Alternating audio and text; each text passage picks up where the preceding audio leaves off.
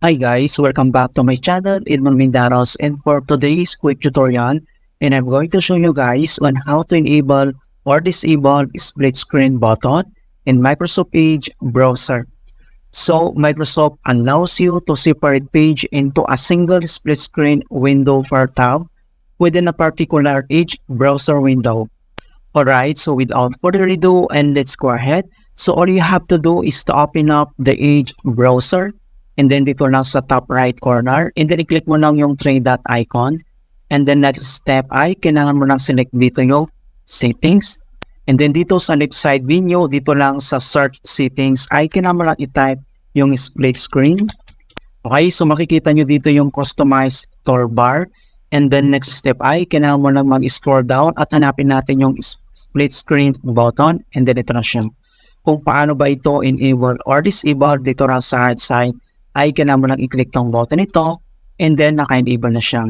Alright, so dito sa taas ay makikita mo dito yung split screen icon. Okay, so ipapakita ko lang sa inyo kung paano ito mag-work. So open tayo ng another tab and then search lang tayo ng isang website.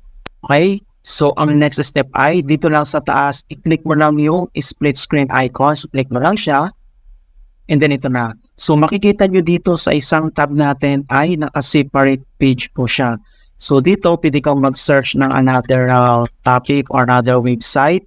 And then dito naman, pwede kang mag-search naman dito. Ayan, so pwede mong pagsabay ito mga kaibigan. So search ka dito and then dito naman ay pwede.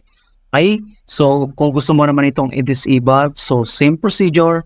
Dito lang sa settings and then click mo lang itong button ito and na-disable na siya. Okay, so dito sa taas ay wala na yung split screen icon.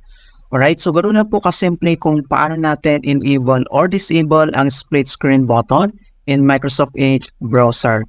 Okay, so please don't forget to like this video and subscribe to my channel for more quality content.